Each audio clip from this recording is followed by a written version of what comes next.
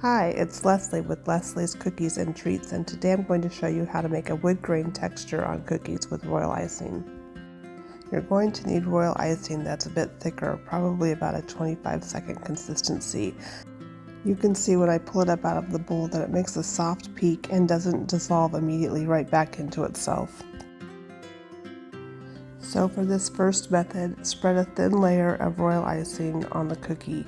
The icing doesn't need to be perfectly smooth, but try to have all of your lines going in the direction of wood grain. Then using my boo-boo stick, or you can use a scribe or a toothpick, or even a paintbrush, clean up the edges.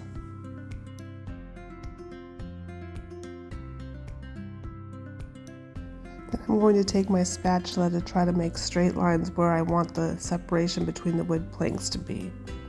Because the icing is stiffer, you'll be able to see those lines. And then I'm going to take my scribe and make those lines a little bit deeper.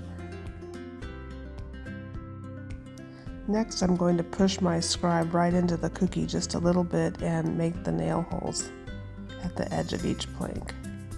Then drag your scribe or your toothpick through each plank to make wood grain lines. Do some deeper and some not so deep, so the lines, the texture kind of varies. And again, because the icing is thicker, the lines will not dissolve back into itself.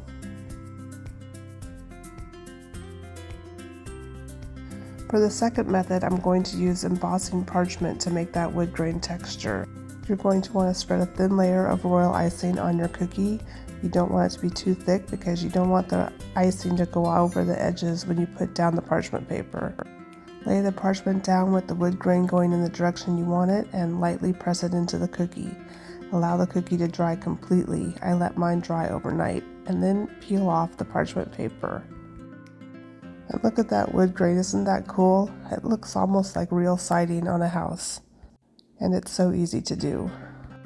Now let's finish this cookie up. I'm going to pipe the chimney in red using royal icing in about a 15-second consistency, and then outline the heart. Once that dries, I will go ahead and pipe in the rooftop with black royal icing. I'm going to put a squiggle in the middle because small areas tend to crater, and I'm hoping to prevent that. And you can see here that I've overpiped my roof line and it's kind of coming off the edge. I'm just going to scrape that off with my scribe and then smooth it back down.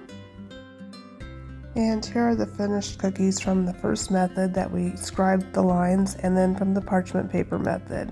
I think these houses came out great. I hope that you give this a try. Let me know in the comments. Thanks for watching.